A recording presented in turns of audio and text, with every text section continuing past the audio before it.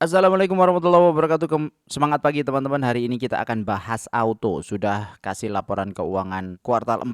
Jadi sekalian kita bahas singkat saja ya. Yang pertama terkait dengan kas dan setara kas 4,53 triliun. Ini kasnya gede sekali. Yang 2024 3,6 T, jadi naik 25% kasnya. Luar biasa. Jumlah asetnya juga naik ya, 88 ke 99 T. 9,9 T ya jumlah aset.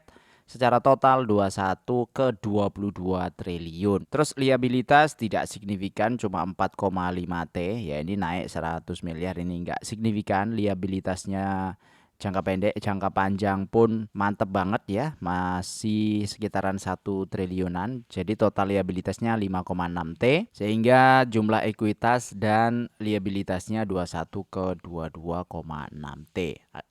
Artinya wajar-wajar saja.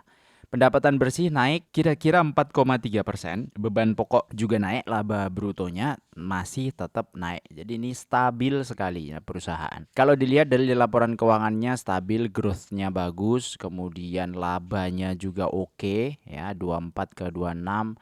Ini laba sebelum pajak, tapi kalau laba yang sudah bisa diatribusikan itu kira-kira 2,09 T ke 2,3 T.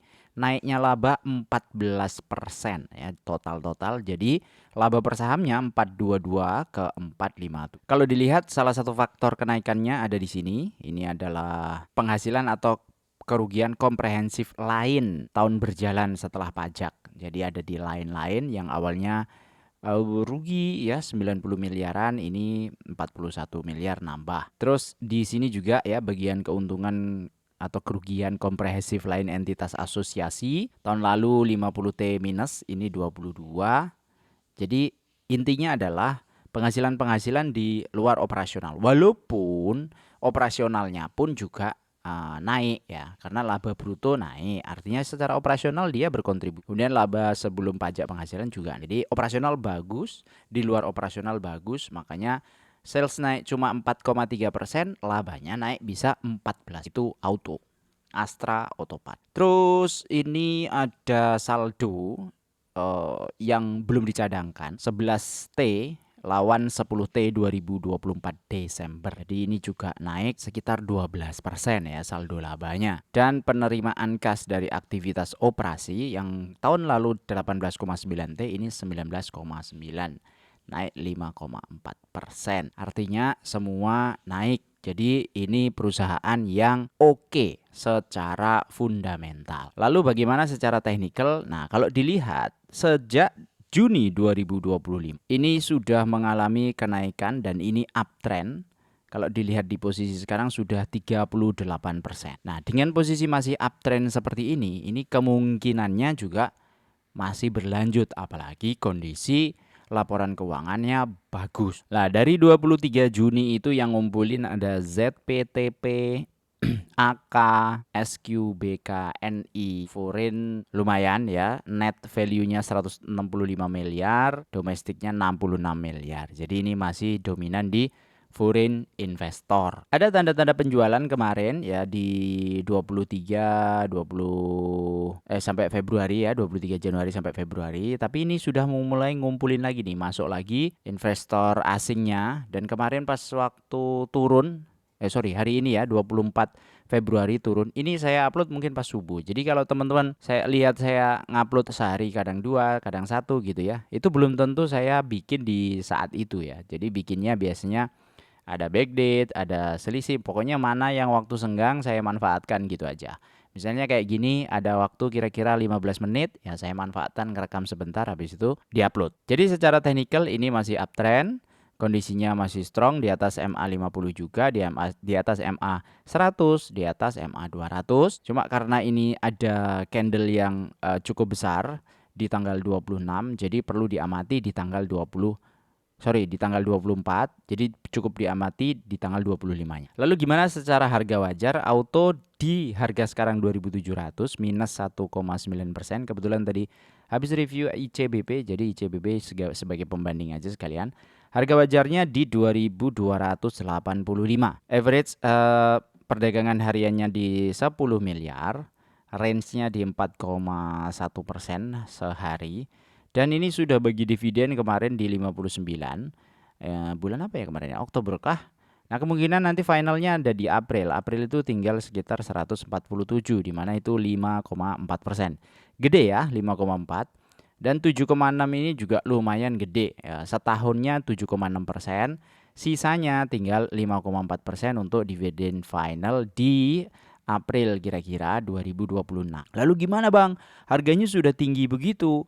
Ini aja dividennya tinggal 7,6%. Nah, tapi investor asing itu sukanya adalah perusahaan yang growth-nya stabil dan bagus seperti ini karena mereka pegang itu jangka panjang. Kalau ngelihat historicalnya dia, auto tahun berapa nih? 2020 yang sempat menyentuh 600 rupiah bisa rally sampai 459%.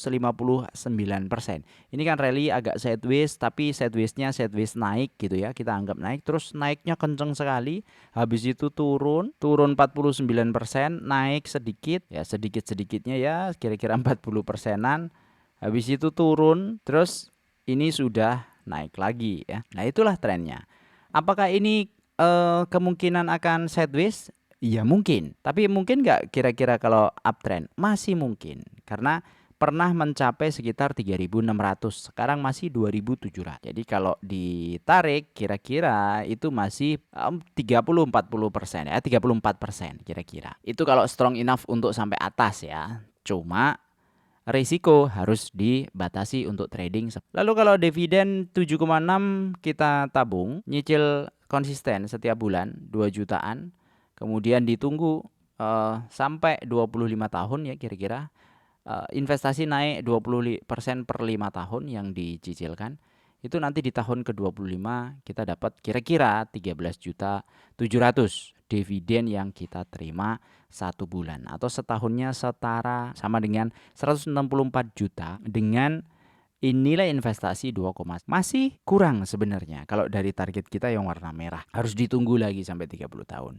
Jadi kalau hanya ngandelin dividen saja harus ditambah. Itu aja dari saya. Terima kasih. Assalamualaikum warahmatullahi wabarakatuh. Oh iya, hampir lupa. Siapa saja pemiliknya atau pemegang sahamnya untuk auto? Ini ada Astra International 80%, kemudian 20%-nya adalah masyarakat. Di mana di dalam masyarakat itu ada North Bank Investment Management (NBIM), ini sekitar 0,9% atau 43 juta lembar. Nah, yang paling penting adalah ini dia nambah posisi atau enggak, ternyata nambah. Kemudian nomor 2-nya ada Forton ya. Saya nggak paham nih, baru baca. Ini 29 juta, dia berkurang ya dikit lah ya, cuma 4% berkurangnya dari total. Dimensional Fund ini nambah.